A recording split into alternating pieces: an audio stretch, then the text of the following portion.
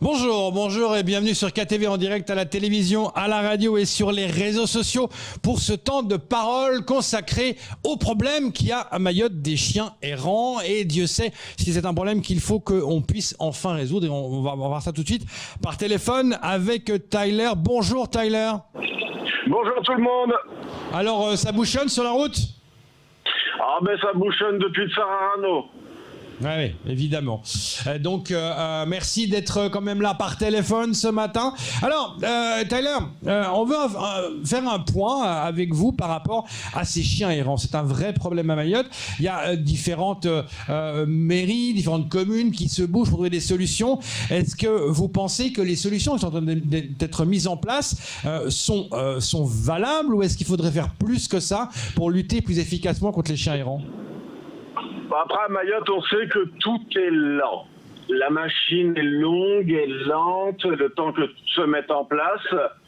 Mais on a la chance, cette année, d'avoir donc la commune de Combani qui a re-signé une convention avec nous cette année. Et donc, en tout, on a les deux communes de Petite-Terre. On a Msamboro, Combani, Bandrélé, Kungu. Oui, donc ça agit plus, parce que je me souviens sur le plateau, vous étiez venu pour dire voilà, les mairies font pas assez pour ça. Vous avez d'ailleurs écrit au mois de mars au préfet, semble-t-il, pour expliquer la situation. Est-ce que vous avez déjà une réponse du préfet ? Qu'est-ce que vous lui aviez demandé ? Donc j'avais demandé que le préfet se substitue sur certaines communes qui sont vraiment en danger. J'ai jamais eu de réponse. Mais c'est comme les sénateurs Tani ou c'est comme les Comardines. J'ai jamais eu de réponse à tous mes courriers. Et comment vous expliquez ça ? Les recommandés reviennent non lus. Ok, c'est un vrai problème. Un réel problème. Parce que quand vous savez que vous avez des sénateurs qui envoient aux sénateurs Tani des courriers pour leur poser des questions, pour avoir un accompagnement, pour une aide, pour mettre en place une fourrière départementale, M. Tani n'a pas pris le temps de répondre à l'autre sénateur. Vous pensez que la solution, ce serait une fourrière départementale plutôt que des fourrières communales ? Les fourrières communales ne servent strictement à rien.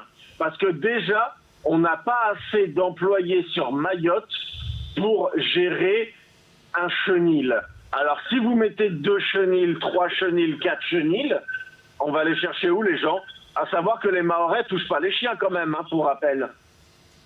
Ouais.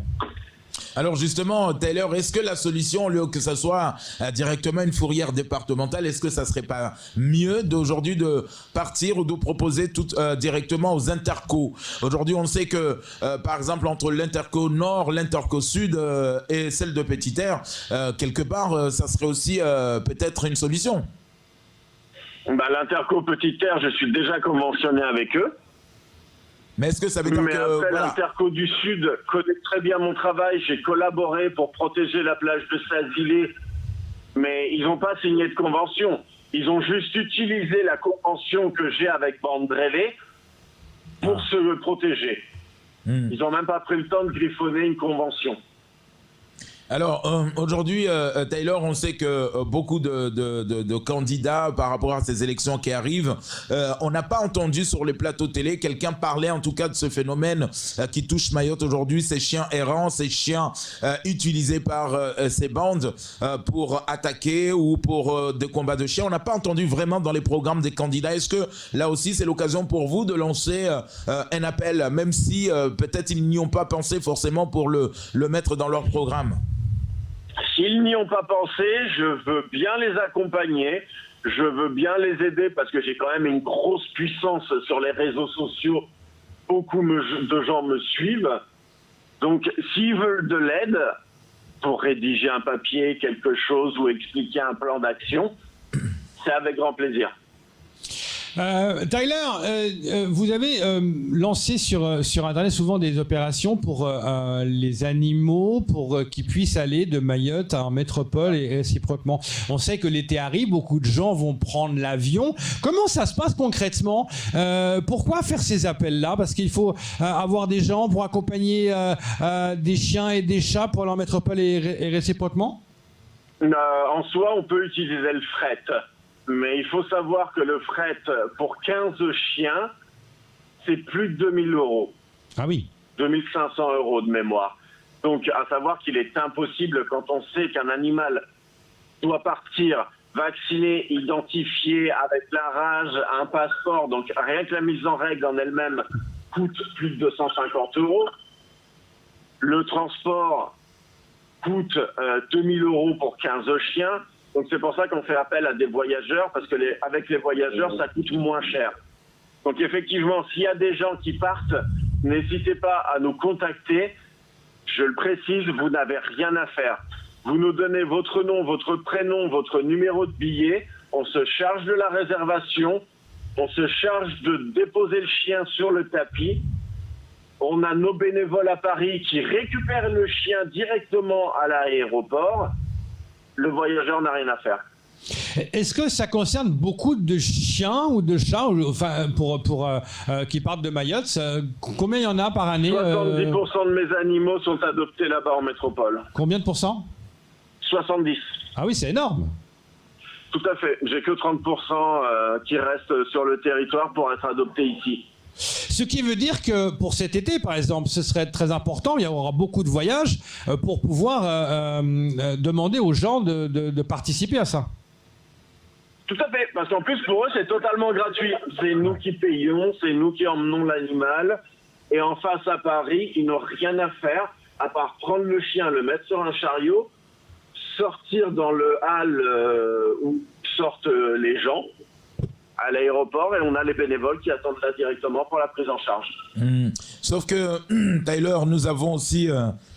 Pardon, excusez-moi. Nous avons aussi ce problème tous les ans entre les fonctionnaires, par exemple, qui quittent le territoire mahorais parce qu'ils ont fini leur contrat, et des fois, certains, la plupart, il faut le dire les choses, la plupart abandonnent leurs chiens, donc des chiens aussi qui sont récupérés des fois par ces bandes de voyous. Est-ce que là aussi, c'est un appel qu'il faut lancer ça se fait de moins en moins quand même. Comment ? Ça se fait de moins en moins quand même. Parce qu'on a réussi à avoir 2 têtes. Ça a appris aux autres un peu à se calmer. Donc du coup, maintenant, à la limite, s'ils partent, ils vont donner le chien. Ils vont plus l'abandonner, ou on voit plus d'annonces, par exemple, bail d'appartement avec frigo et chien. Ouais. Alors, Taylor, vous lanciez un appel récemment parce que vous avez subi des dégradations, dans votre fourrière. Est-ce qu'aujourd'hui ça va mieux? Est-ce que avec les bénévoles qui vous ont aidé, ceux qui ont fait quelques dons, est-ce que ça va mieux, ou vous êtes toujours en train de traverser ces zones de turbulence? On est toujours en zone de turbulence. On a réussi à refaire 70% des box chiens. La chatterie commence à fatiguer. Donc on espère vraiment que les dossiers qu'on a déposés à la préfecture fonctionneront. Et encore combien de temps d'attente par rapport à ça? Oula, ça, je peux pas vous dire. Et s'ils n'interviennent pas, qu'est-ce qui pourrait se passer pour Gueule d'Amour? Au bout d'un moment, ça finira bien que je vais en avoir plein le cul et que je vais finir par me barrer. Parce que clairement, si personne n'a envie sur cette île de se sortir les doigts du cul, je vois pas pourquoi je ferais le chose pour les autres. Vous avez l'air énervé, Tyler, hein? C'est votre franc-parler toujours, ça. Ouais, mais c'est pas évident. On sent votre énervement par rapport à ça, hein? On sent un énervement parce que je propose des solutions et il n'y a pas un acteur politique qui est capable de suivre le mouvement. Pourquoi? Alors, Taylor, on sait que vous avez tenté aussi plusieurs fois. On ne parle pas de protection animale aujourd'hui. On parle de sécurité publique. Ces délinquants cambriolent, violent et attaquent les gens sur Mayotte. Ouais. Tyler, alors on le sait que aujourd'hui vous aviez alerté, vous n'avez pas arrêté d'alerter les autorités, comme vous le dites, c'est à chaque fois silence radio. Mais est-ce que ça vous empêche aujourd'hui de monter un grand projet en partenariat avec les grandes associations animalières en métropole qui pourraient peut-être venir avec une délégation vous aider sur place parce que personne ne vous entend? On a la Fondation Brigitte Bardot qui nous a octroyé 5 000 €. On a déposé un dossier à 30 millions d'amis. On a également fait la demande de rattachement à la SPA nationale, Société protectrice des animaux. Donc non, c'est pas parce que les élus ici ne font rien que moi je ne fais rien. Eh ben, affaire à suivre. Merci Tyler d'être intervenu ce matin par téléphone et bon courage avec cette circulation de ouf. N'oublions pas quand même l'appel d'offres. C'était pour ça qu'on était en ligne. Ouais, mais ça, c'est une chose dont on parlera plus. Maintenant, on n'a plus le temps d'en parler, malheureusement, il est 7h25. Très bonne journée, Tyler. D'accord, c'est dommage parce que c'est quand même important puisque c'est le deuxième appel d'offres qui est sorti et on n'a jamais eu de réponse ni négative ni positive sur le premier. Eh ben, ça sera le sujet. Donc, on en reparlera avec plaisir. Merci, Tyler. Merci, bonne journée à vous. Bonne journée, c'est tout pour ce temps de parole. Tout de suite, la suite de vos programmes.